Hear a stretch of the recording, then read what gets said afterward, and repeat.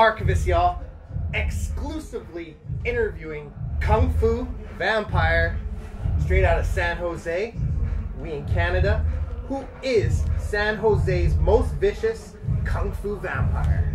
Yeah. It's our first show back on the West Coast. We've been all through Canada, and it's good to be on the West, man. Just smell it. Just smell the West Coast. And the age of 5, skateboarding, breakdancing, infatuated with punk rock, industrial metal, winning talent competitions, and playing the drums, talent. Yes, man.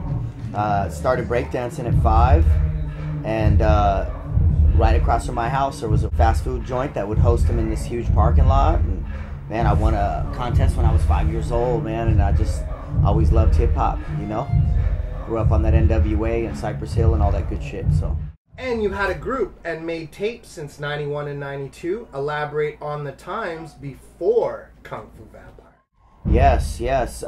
Some dudes from my block, became friends with them. They were kind of starting to dabble into music and hip-hop same time that I was, and right away we clicked and started sampling beats and put out an album called The Antidote. And then I went on to kind of do my own solo thing by the time Spacebar came around. But yeah, as a young kid, we had, in the mid-90s, we had cassettes and things out, and then by 2000 I released Spacebar under a different name, and which is really technically the first Kung Fu Vampire album, but it's not really. It was under a different name, but it was my record, but it just didn't have that theme yet, you know. So man, it was just heavy sample influence, psychedelic hip-hop, gangster rap, electronica, just kind of weirdo music, and it was dope, you know. And then touring with Isham, and 4 years in a row the most successful indie artist out of San Jose. Yeah, we did a few dates with him, and that was like kind of my first introduction into people with painted faces, which was cool, you know, and loved it and felt the love, gave it right back. Then yeah, we went on, like, you know, to win 4 times in a row, I think 06 through 09, 6, 7, 8, 9, 05 through 08, something like that. Voted best band in Silicon Valley, which I don't think anybody's even done it twice in a row, so we did it 4 times in a row, which was crazy.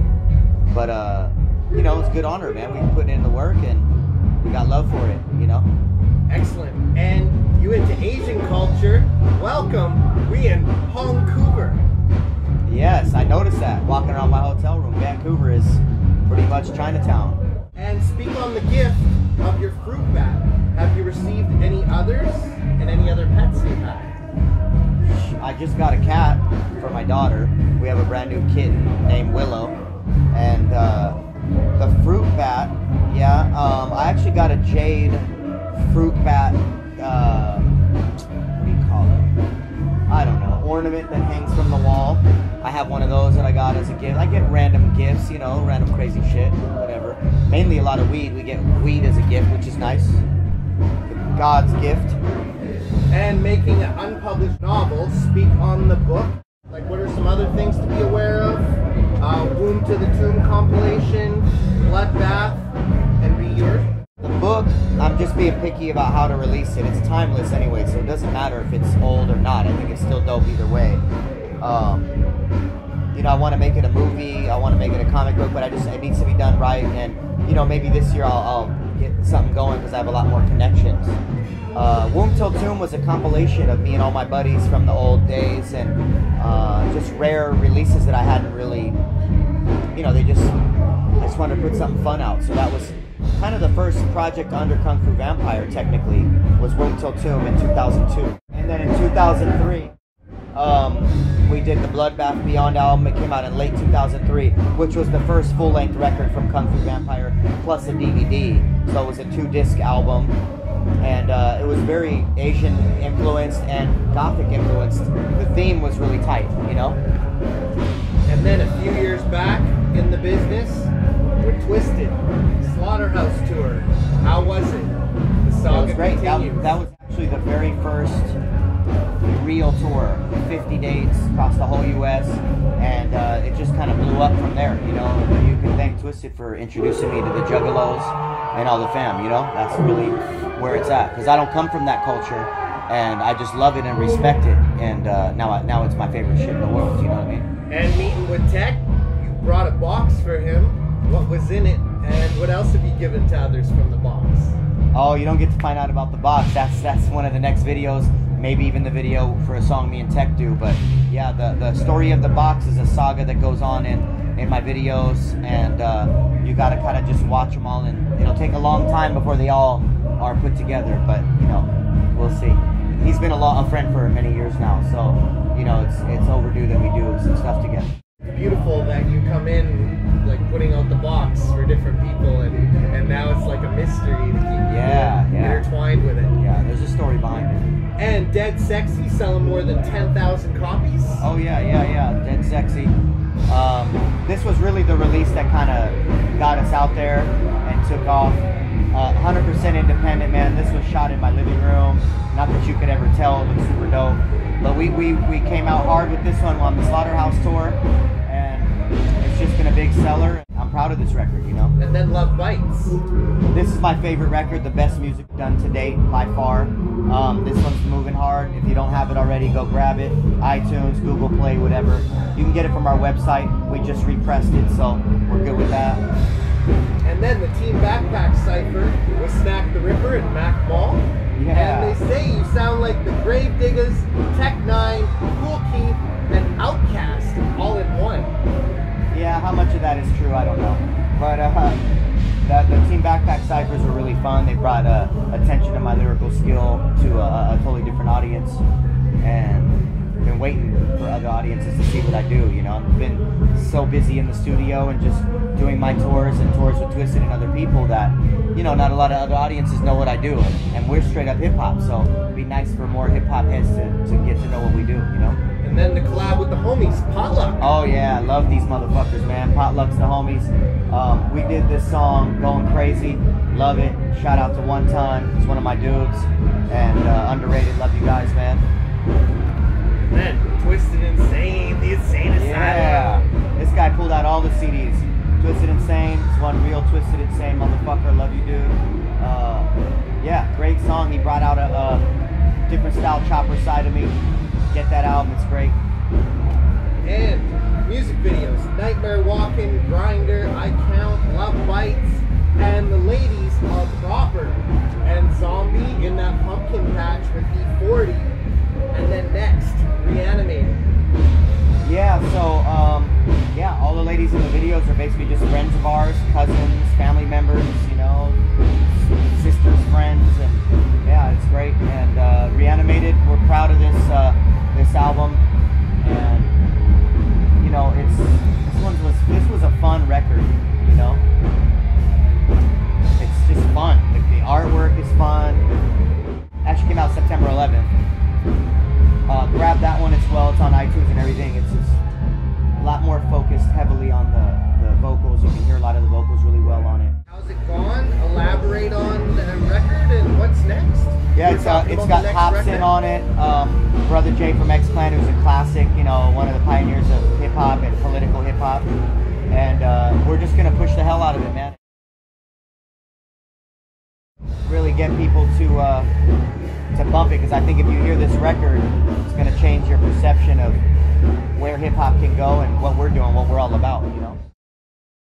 And you were on the hook with Zombie?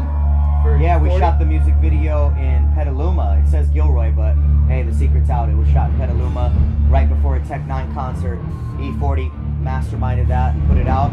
That was featuring Brother Lynch on Tech 9, and I was in the video, pretty much the whole video, a lot. So it was cool. It was fun. 7 nationwide tours. ICP, Twisted, Mayday. Tell us more from being at the Gathering each year and the Playboy Mansion. And Playboy Mansion, super fun, super dope. That was an epic time, I think. One of the best times of my life. We had a 10-piece band at the time, so that was great. You guys did 2 sets there? 2 sets, yeah. Touring with ICP was dope. We love touring with Twisted. This is our 3rd tour, but really 2nd tour. We did the Slaughterhouse tour, which was huge. Then a year later, we did the Wild Week of Weirdos, which was awesome. And then now, 5 years later, here we are out on the This Way to Hell tour. And this is by far going to be the best tour, because we're doing Canada and the US. And the relationship is tighter, so just really blessed to be out here, you know. And performing Digital Underground, KRS-One, Andre Nicotina, Farside, Del the Funky Homo Sapien, Exhibit. Exhibit, Naughty by Nature, ITP, Bushwick Bill, George Clinton. What was your most monumental?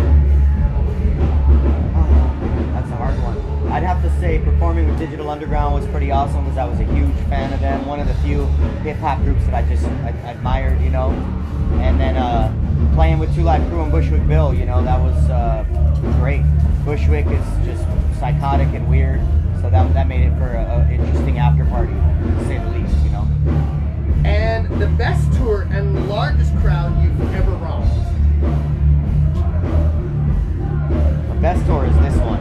This Way to Hell tour with Twisted. The largest crowd? I'd have to think about that. I'm not sure. Maybe one of the dates on the Slaughterhouse tour with Twisted. Maybe with Tech 9 in San Francisco. Not sure. Not sure about that. And your best hip-hop memory that you've been part of or contributed to? You know, I really liked getting interviewed by Be Real of Cypress Hill. I was on the Dr. Green Thumb show, and that was amazing.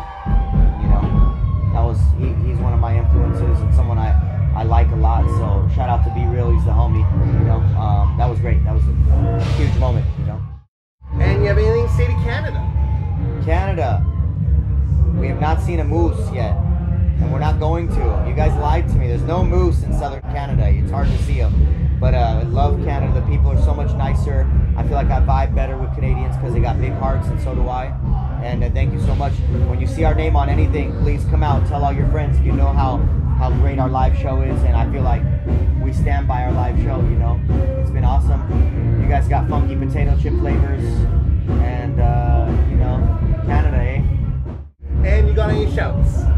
Shouts out to Chris Paxton, our drummer, Jeremy, our bassist, Clockwork, our merchandise manager, everybody back at home, Sadia, that's helping out with the orders while I'm out, and Mr. Gray, everybody that's featured on Reanimated. Thank you for being a part of such an epic project. Liquid Assassin, Twisted Insane, Potluck, Hobson, Brother Jay, Butterscotch, too many to list, man. Kosher, Mars, shout out to Mad Insanity Records, and George Vlahakis, everyone at Twisted, Chud. I can keep going on and on and on. Thank you.